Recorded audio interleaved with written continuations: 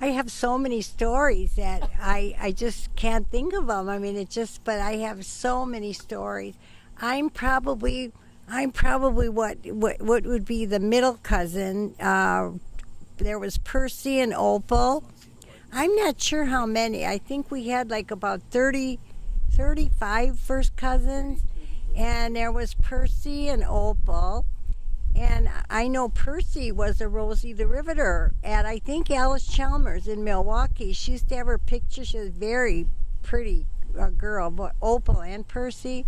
Opal, we used to like, she was like a movie star. We would like to see her get all ready with her makeup. She'd sit at this makeup, whatever you called it, back in the day. And she went out after she got older. She went out to California and she did try out in the movies. And so they were good memories. And then there was Bob. And they were Bess and Frank's grandma's sister Bess. And my dad Paul was married, and my mother Emma married my dad's brother Frank and Beth's grandma, so they were double cousins. And they moved to California. We didn't really keep in contact much because, no one had money back in the day, and you didn't have the planes and couldn't afford to drive your old clunker car over the road. But somehow or other, all these years, we've come back and and everyone, like we moved away after I got married. I lived in Kansas for 2 years, and you're busy having one baby and another one.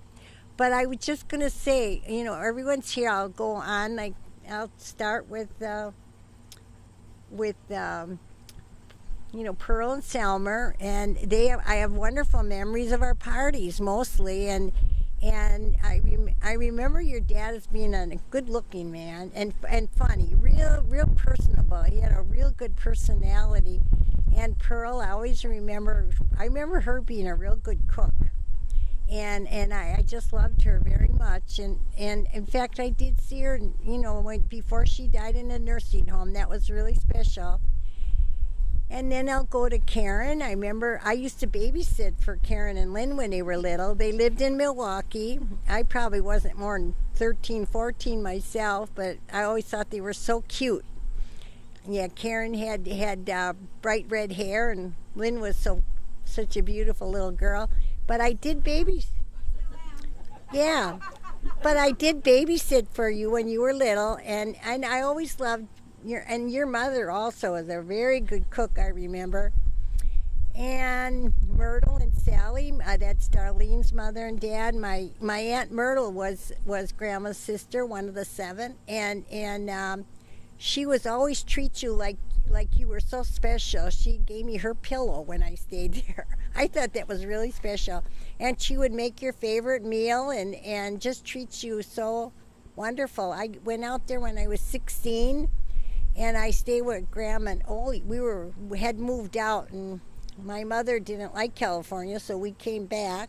I was a junior in high school, but I just remember how wonderful everyone was and how welcoming. And then who did I forget? And your Esther and Sam Ralston. Well, I was there every summer, and I'd go there every summer when I was in high school. And I was just like one of the family. I just loved it there. I helped Esther can, and she was so fun. We'd go for ice and fruit, and she would make homemade ice cream. And she'd always try to fix you up. So one time we went, and she met someone named Charlie Crump. And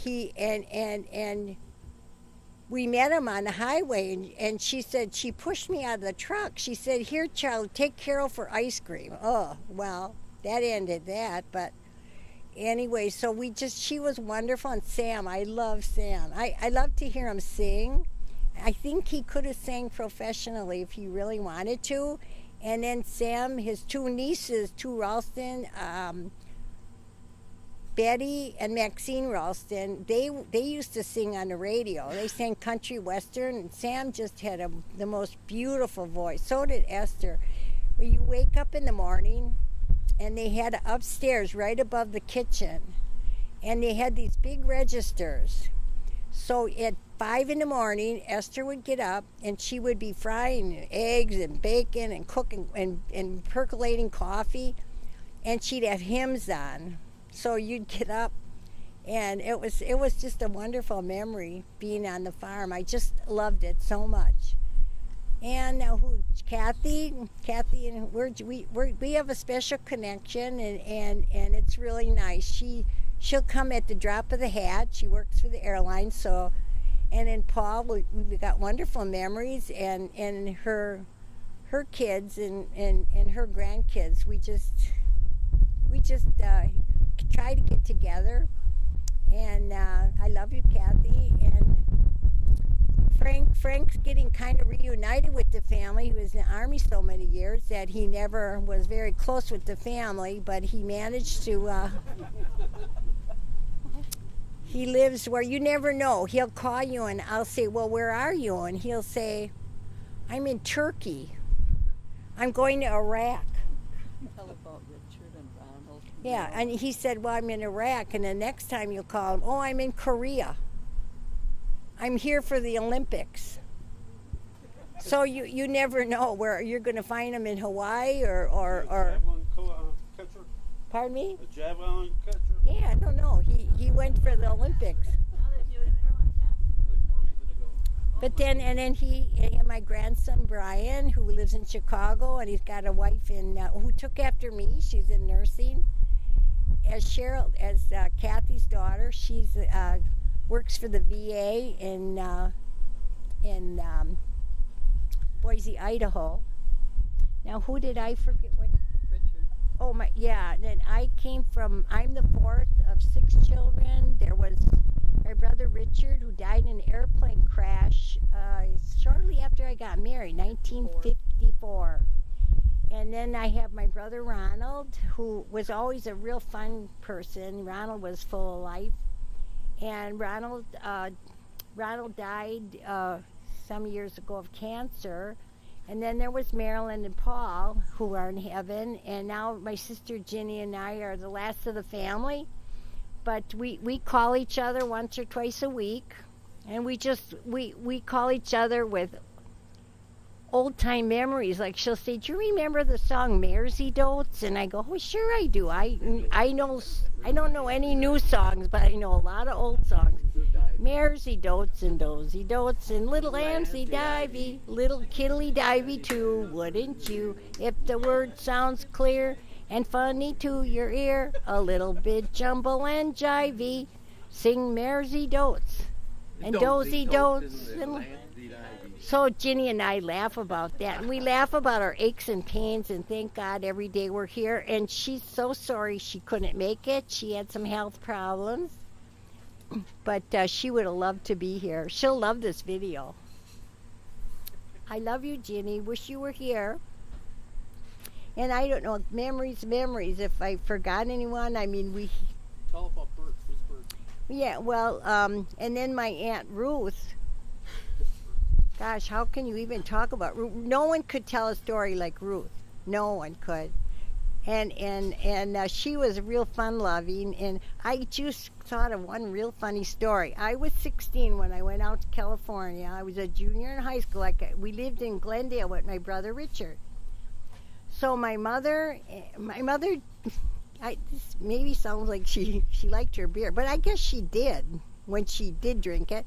So we were at Ruth's, and our Aunt Ruth says, Carol, come on over here.